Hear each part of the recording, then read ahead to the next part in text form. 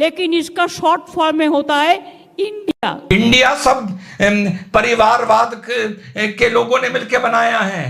India अपनी खानदान को बचाने के लिए बना है। इंडिया अपनी राजनीति परिवार की चमकाने के लिए बना है। Let us challenge India, NDA, can you challenge India? तो यानी तुम बाय डिफॉल्ट ये मान लोगे कि अब भारत में मोदी जी की डिक्टेटरशिप चलेगी, तानाशाही चलेगी, राजनीति यहाँ की खत्म, लोकतंत्र खत्म। Bhajpa can you challenge India? The other people can you challenge India? 5000 साल पुराना भारत खत्म हो जाएगा ना अगर नरेंद्र मोदी जी जीत गए 2024। हेवी उसमें एक सुनामी की तरह शिफ्ट होके एंड आते आते नरेंद्र मोदी जी की तरफ वो शिफ्ट करेगा। एक इंदिरा जी के खिलाफ एक जन आंदोलन खड़ा हुआ, जन आंदोलन, जेपी मूवमेंट उसको कहा गया। उसने बड़े नेता पैदा किए, मुलायम सिंह यादव हो गए, जॉर्ज फर्नांडिस हो गए, नीतीश कुमार हो गए, शरद यादव हो गए, पासवान साहब हो गए, ये सब उस दौर के। तो साहब 2024 में होगा एनडीए बनाम इंडिया। अच्छा, इंडिया एक्रोनिम है, INDIA कैपिटल में लिखा जा रहा है।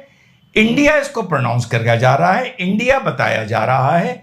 चक दे इंडिया के नाम से ट्वीट किए जा रहे हैं और टीम इंडिया वर्सेस एनडीए को बोला जा रहा है।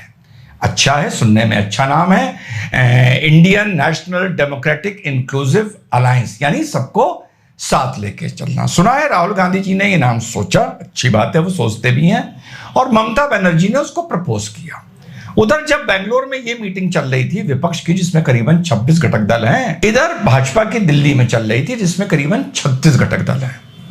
इन घटक दलों पे चर्चा बाद में करेंगे। नाम के लिए एक बात कहना चाहता हूं, जो इंडिया नाम रखा गया है और चक दे इंडिया इसको बोला जा रहा है शॉर्ट फॉर्म में, आप सबको ये बात पता होगी। इस नाम के लिए मेरी घोर आपत्ति है, घोर आपत्ति। और मैं अपने जरिए से ये कोशिश करूंगा कि इलेक्शन कमीशन या सुप्रीम कोर्ट इसका संज्ञान ले। आप लोग मेरी उसमें मदद करिएगा, तर्क के आधार पर करिएगा। अगर मेरी बात बुरी लगती है तो कोई ऐसी बात नहीं है, ना करिएगा। इंडिया, यंग इंडिया बनियान हो सकता है, इंडियन नेशनल कांग्रेस हो सकती है, इंडियन भारतीय नेशनल, जो भी आप बोले, राष्ट्रवादी कांग्रेस, जो भी पार्टीज हो, बीजेपी हो सकती है, भारतीय जनता पार्टी। लेकिन जब आप नाम भले आपका Indian national democratic inclusive alliance है, लेकिन विपक्ष क्या हो रहा है? Team India, NDA versus India.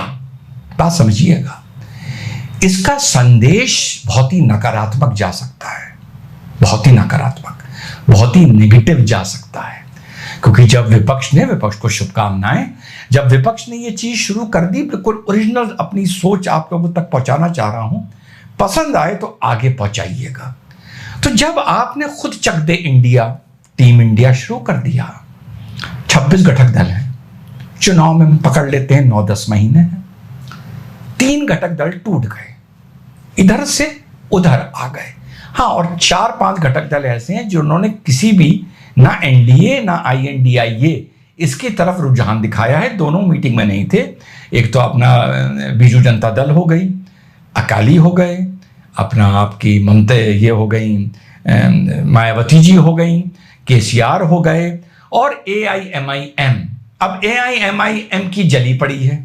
इसकी जलती क्यों है? ये कह रहा है कि हमें याद नहीं किया गया। यार, तुझे पूरे देश में वोट मिलता कितना है यार? हैं 2-4 कॉर्पोरेशन के चुनाव जीत के कहीं गुजरात में, कहीं लखनऊ, यूपी में तू खुश हो जाता है यार? हैं खामखा तुझे चढ़ाया गया है, खामखा तुझे मीडिया ने चढ़ा रखा है बेमतलब, और तू सोचता है कि तुझे कोई याद करेगा। तू उतना मुंह खोल जितनी तेरी औकात है। जब तेरी औकात नहीं है तो इतना बड़ा मुंह खोल देता है, तुझे कौन याद करेगा? कहीं 25%, 0.05% वोट, कहीं 0.25% वोट, का पूरा इतिहास उठा के देख लो, हैं? तो चलो, इसकी बात आगे क्या करनी। अब 2 घटक दल, मेरी पहली आपत्ति नाम पर सुनिएगा। 3 घटक दल इंडिया से इधर चले गए, टूट के एनडीए से भी जा सकते हैं। अखबार की सुर्खियां क्या होगा?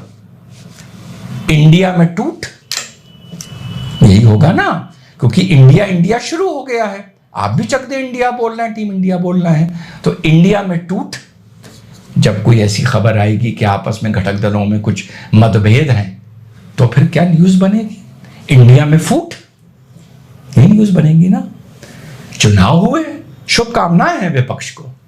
मान लीजिए नरेंद्र मोदी एनडीए का सफाया कर देता है, इंडिया का सफाया, ये न्यूज बनेगी। एनडीए ने इंडिया का सफाया किया, ये न्यूज बनेगी। इंडिया हारा, ये न्यूज बनेगी। एनडीए विजयी और इंडिया पराजित, ये न्यूज बनेगी। आई हैव सीरियस ऑब्जेक्शन कि इस नाम को शॉर्ट फॉर्म में करके विपक्ष बेचने की कोशिश कर रहा है, जो भारतीय के नजरिए से बहुत ही नकारात्मक हो सकता है। इलेक्शन कमीशन को, सुप्रीम कोर्ट को कॉग्निजेंस सियो मोटो लेना चाहिए, इस पर आपत्ति दर्ज होनी चाहिए, इस पर पीआईएल होनी चाहिए कि विपक्ष के दल इसको, मान लीजिए कोई एक ऐसा दल खड़ा हो जिसका पहला नाम आर हो, दूसरा ए हो, फिर एम हो। समझिएगा, समझाने के लिए बात कर रहा हूं। अब ये शॉर्ट फॉर्म में क्या बन गया? बन गया राम। अब आपने एक राम करके घटक दल बना लिया, उसमें टूट हो गई, तो पेपर क्या लिखेगा? और आपने उसे राम की तरह बेचा, मार्केट किया। ठीक, अब आपने लिखा जय श्री राम। राम का यहां पॉलिटिकल मतलब है, लेकिन आप कहां से जोड़ रहे हैं? जैसे आप इंडिया को भारत से जोड़ रहे हैं, तभी तो आप चक दे इंडिया बोल रहे हैं, तभी तो आप टीम इंडिया बोल रहे हैं। ठीक, तो अब आदमी क्या न्यूज बनेगी? राम में टूट, राम में फूट, एनडीए ने राम को हराया, राम पराजित। बड़ी आसान भाषा में समझा रहा हूं, क्या मैसेज जाएगा? इसी तरह इंडिया को लेके इसका संज्ञान लेना चाहिए सीओ मोटो को, कोर्ट्स को, ईसी को, या इस पे पीआईएल होनी चाहिए। आज ये मैं शगुफा नहीं, एक अपने दिल का दर्द और एक सोच फेंक रहा हूं मार्केट में। I am throwing the seeds in the air. देखते हैं ये कहां तक जाती हैं और इसका क्या नतीजा निकलता है। विपक्ष को इस नाम को, अपने घटक दल के नाम को या अपने प्लेटफॉर्म के नाम को एक्रोनिम INDIA यूज करने पर रोक लगनी चाहिए। चक दे इंडिया, टीम इंडिया नहीं बोल सकते। अब इधर क्या भाषणबाजी होगी? इंडिया भ्रष्ट है, इंडिया सब परिवारवाद के लोगों ने मिलकर बनाया है, इंडिया अपनी खानदान को बचाने के लिए बना है, इंडिया अपनी राजनीति परिवार की चमकाने के लिए बना है, इंडिया को नाकारो, इंडिया को वोट ना दो, ये इधर से स्पीच होगी। This is my thought as an Indian. तो ये नाम पर रोक लगनी चाहिए, इस पर पीआईएल होनी चाहिए। कहीं भी प्रिंट में, ट्विटर पर, सोशल मीडिया पर, स्पीच में, चाहे वो विपक्ष की हो, चाहे वो एनडीए की हो, चाहे वो मोदी जी की हो, किसी की हो, किसी भी तरह प्रिंट, सोशल मीडिया, फलाना, ट्विटर, इंस्टा, INDIA इंडिया इस तरह यूज नहीं होना चाहिए। इसका तो यह फायदा होगा कि 2024 तक कम से कम इंडिया कह के राहुल गांधी जी विदेश में भारत की, अपने देश की, अपने राष्ट्र की बुराई नहीं करेंगे, उसे कलंकित नहीं करेंगे। लेकिन on a more serious note, start this campaign कि विपक्ष INDIA यूज ना करे। और अगर नहीं करते हो तुम लोग मेरे साथ, तो तैयार रहो ये पढ़ने के लिए, इंडिया पराजित या इंडिया हारा। जीत गया तो कोई बात नहीं भैया, जीत जाए, ये तो राजनीति है। इंडिया में फूट, इंडिया में टूट, बहुत गलत मैसेज जाएगा।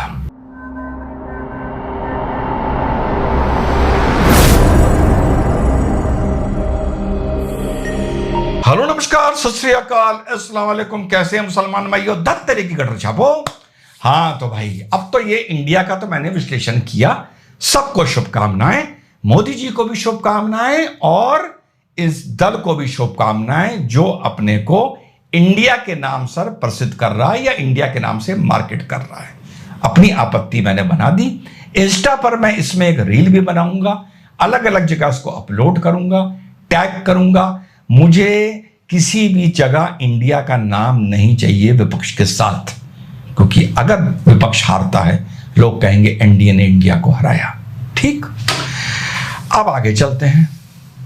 1975 में मेरे युवा साथियों, एक इंदिरा जी के खिलाफ एक जन आंदोलन खड़ा हुआ। जन आंदोलन जेपी मूवमेंट उसको कहा गया, उसने बड़े नेता पैदा किए। मुलायम सिंह यादव हो गए, जॉर्ज फर्नांडिस हो गए, नीतीश कुमार हो गए, शरद यादव हो गए, पासवान साहब हो गए, ये सब उस दौर के ये नेता तैयार हुए जो एक जन आंदोलन था, एक तानाशाही के खिलाफ। लाखों लाखों लोग निकलते थे, सैलाब निकलता था। ठीक, उसके बाद एक जनता पार्टी से बनती है, इंदिरा गांधी जी हारती हैं, मोरारजी देसाई प्रधानमंत्री बनते हैं। ठीक, शॉर्ट में बता रहा हूं। जो लोग इसको उससे मिला रहे हैं वो बहुत बड़ी भूल कर रहे हैं। वो एक जन आंदोलन से निकला एक दल था। ये अपना अस्तित्व बचाने के लिए जो लड़ रहा है वो दल है। तो दोनों की तुलना करना बिल्कुल गलत है। लेकिन जो जन आंदोलन से भी दल निकला था 77, मोरारजी देसाई जी की सरकार, वो भी मेरे भाई 1.5 साल चल पाई थी, चरमरा के गिर गई थी, वो भी नहीं चल पाई थी। ये कह देना आसान होता है कि हम कुछ लेने नहीं आए हैं, भारत को बचाने आए हैं, डेमोक्रेसी को बचाने आए हैं। अच्छा, तो चलो एक बार के लिए ये मान लेते हैं कि एनडीए इस विपक्ष का जो एक मंडलिक जमा इकट्ठा हुई है, इस गठबंधन को, अभी मैं वो शब्द यूज नहीं करूंगा, इस गठबंधन को हरा देती है। तो इसका मतलब ये अब साफ हो गया ना कि 2024 के बाद तुम्हारे हिसाब से भारत भी खत्म हो गया, भारत की डेमोक्रेसी भी खत्म हो गई। तो यानी तुम बाय डिफॉल्ट ये मान लोगे कि अब भारत में मोदी जी की डिक्टेटरशिप चलेगी, तानाशाही चलेगी, राजनीति यहां की खत्म, लोकतंत्र खत्म। क्या तुम ये मानने को तैयार हो? जब तुम ये बोलते हो इतनी बड़ी बड़ी बात, हम भारत को बचाने आए हैं, 5000 साल पुराना भारत खत्म हो जाएगा ना अगर नरेंद्र मोदी जी जीत गए 2024 में। ये बोलो कि खत्म हो जाएगा, नहीं रहेगा, अस्तित्व खत्म हो जाएगा। तो विपक्ष को मेरी पहली राय यह है कि इतनी लंबी लंबी ना फेंको। ये देश तुम्हारी भी राजनीति देख चुका है, तुम्हें भी नाकार चुका है, तुम्हें भी इतने, कांग्रेस को इतने सांसद दिलवा चुका है जितने ट्रेन के एक डिब्बे में आते हैं, 42-45। ठीक, स्लीपर जितनी क्लास होती हैं, इससे भी ज्यादा होती हैं, शायद 72 होती हैं। लीडर ऑफ ऑपोजिशन लोकसभा में, राज्यसभा में नहीं, लोकसभा में चुन के नहीं आ पा रहा है क्योंकि उसके लिए 10% सांसद होने जरूरी होते हैं टोटल स्ट्रेंथ के। और तुम इतनी लंबी लंबी बातें कर रहे हो कि हम भारत को बचाने आ रहे हैं, हम लोकतंत्र को बचाने आ रहे हैं। तो जिन्होंने 303 सीटें नरेंद्र मोदी को दी हैं, वो किसी भी फैक्टर से हो सकता है इस बार नरेंद्र मोदी को वोट ना करें, मैंने मान लिया। लेकिन यार वो इस फैक्टर से, तुम्हारी बात से इंप्रेस होके नहीं करेंगे कि हम वोट नहीं देंगे क्योंकि नरेंद्र मोदी जीत गया तो भारत खत्म हो जाएगा, लोकतंत्र खत्म हो जाएगा। तो ऐसी बात बोलो जो रियलिस्टिक हो। ये बोलो कि अगर हम आएंगे तो हम मीडिया को ज्यादा पावर देंगे, इंस्टीट्यूशंस को हम फ्री करेंगे, जो तुम्हारे आरोप हैं। तो एक आदमी को रीजनेबिलिटी लगती है कि जो तुम बोल रहे हो ये चीज प्रैक्टिकल है। अगर वो नरेंद्र मोदी जी से नाराज है, तुम तो एक आदमी से ये कह रहे हो, एक फ्लोटिंग वोटर से, कि तुमने तो जो नरेंद्र मोदी जी को सीट वोट देके 303 सीटें पहुंचाया था अकेले, वो तुमने बहुत बड़ी गलती की थी। अब भारत खत्म होने जा रहा है, अब तुम हमको वोट दे दो, अगर तुम हमें वोट नहीं दोगे तो भारत खत्म हो जाएगा, भारत का अस्तित्व खत्म हो जाएगा।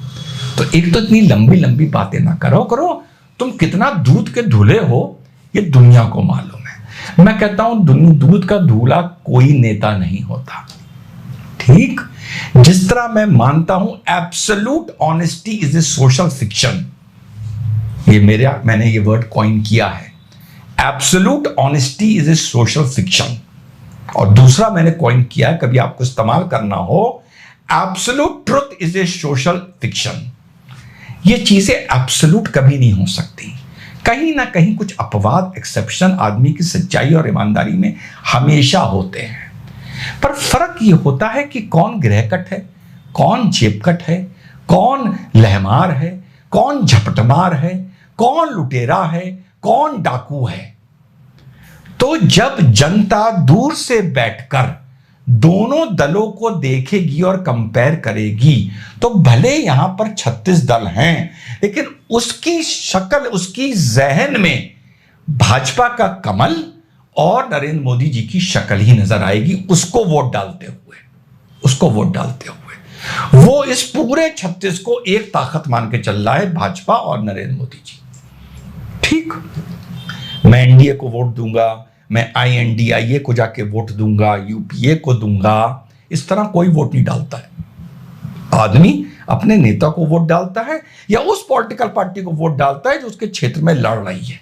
वो ये सोच के वोट नहीं डालता कि भैया मैं ये जो वोट डाल रहा हूं ये INDIA को डाल रहा हूं या NDA को डाल रहा हूं। लेकिन इधर जो नरेंद्र मोदी जी के पक्ष में वोट डालने वाले हैं या फिलहाल जो इनकम्बेंट गवर्नमेंट है उसके लिए जो वोट डालने जा रहे हैं, उनको सिर्फ नरेंद्र मोदी जी का चेहरा नजर आएगा बटन दबाते हुए, भले वो इन 36 में किसी भी घटक दल के हों। लेकिन इधर जो 38 में और पर इधर जो 26 हैं, जब वो एक साथ खड़े होते हैं तो सब पर, जैसा मोदी जी ने अपने भाषण में बोला, सब पर घोर घोर भ्रष्टाचार के आरोप लगे हुए हैं। सामने बिल्कुल परिवारवाद बीजेपी में भी है, लेकिन इतना अपरेंट नहीं है। सो कुल मिलाकर आप जब ऑपोजिशन के लोग एक साथ खड़े होते हैं तो एक भ्रष्टाचार का एक पूरा ग्रोह नजर आता है, पूरा ग्रोह नजर आता है। मैं ये नहीं कह रहा कि एनडीए में सब दूध के धुले हैं, मैं ये भी नहीं कह रहा कि भाजपा में सब दूध के धुले हैं, लेकिन कंपैरिजन होता है। तो जब कंपैरिजन होता है तो आदमी को एक तो 5 साल की स्थिरता, जब तुम 1975 से कंपेयर कर रहे हो बेवकूफो, तो ये भी तो बताओ कि 1975 मोरारजी देसाई जी की सरकार के बाद हुआ क्या हाल था राजनीति का देश में, तराई तराई मच गई थी। तो जब आप दोनों को कंपेयर करते हो तो स्थिरता में तो बीजेपी का जो दल है एनडीए, उसे 100 में से 100 मिलता है कि 5 साल गारंटी है ये सरकार चलेगी, यानी 2024 से 2029 तक। लेकिन जब हम तुम्हारी तरफ देखते हैं, विपक्ष की तरफ देखते हैं, तो गारंटी है 100% की ये सरकार 5 साल नहीं चलेगी। और अगर 5 साल चलेगी तो इंडिविजुअल लेवल पर वो बेपनाह लूट मचेगी जिसका कोई अंदाजा नहीं लगा सकता। एनडीए में भले 36 घटक दल हैं, पर वहां पर कोई ऐसा घटक दल नहीं है जो ये कह दे जिसका प्रपोज्ड मंत्री, मान लो उन्होंने एक मंत्री किसी को अपना दल को दिया या किसी को दिया, ठीक है, कि वो कह दे कि हम नरेंद्र मोदी जी को रिपोर्ट ही नहीं करेंगे, हम तो अपनी लोकल पार्टी के बॉस को रिपोर्ट करेंगे जिनके 4 सांसद जीत के आए, जिसमें से 2 मंत्री बने हैं। इतनी औकात किसी की नहीं है। लेकिन यहां पर जो 26 हैं ये सब एक बराबर के हैं और यहां पर लोकलाइज गवर्नमेंट चलेंगी, लोकलाइज सेंट्रल गवर्नमेंट। जैसे शिवसेना के 2 मंत्री बन गए, शिवसेना के मंत्री सीधे उद्धव को रिपोर्ट करेंगे, ये बात समझ लेना। किसी के अगर सपा के 2 मंत्री बन गए, वो सीधे फिर अखिलेश को रिपोर्ट करेंगे। वो जाकर जो इनका एक चेहरा उभर के सामने आएगा जो अभी है ही नहीं, और जो है उसके लाले पड़े हुए हैं कि वो एमपी भी लड़ सकता है, नहीं लड़ सकता है, बन सकता है, नहीं बन सकता है 2024 में, तो जो चेहरा उभर के सामने आएगा, मान लो नीतीश आ गए, ठीक, तो वो यहां से जाके नीतीश को रिपोर्ट करने नहीं जाएगा समाजवादी पार्टी का अपॉइंटेड मंत्री या शिवसेना का मंत्री। तो बहुत सारी लोकल सेंट्रल गवर्नमेंट चलेंगी। फिर आदमी एक तुलना करता है, तुलना तो होगी राजनीति में, भ्रष्टाचार में भी होगी, कोई दूध का धुला नहीं है, पर तुलना होगी कि तेरी सफेद शर्ट ज्यादा सफेद है या मेरी। मान लिया गंदी दोनों की है, लेकिन तुलना में तो बताना पड़ेगा ना किसकी ज्यादा सफेद है। अब आपको मन बनाना पड़ेगा। आप चाहते हैं तेजस्वी फाइनेंस मिनिस्टर बन जाए, कोई भी पोस्ट पकड़ लीजिए। आप चाहते हैं तेजस्वी एविएशन मिनिस्टर बन जाए, आप चाहते हैं तेजस्वी डिफेंस मिनिस्टर बन जाए, आप चाहते हैं ममता होम मिनिस्टर बन जाए।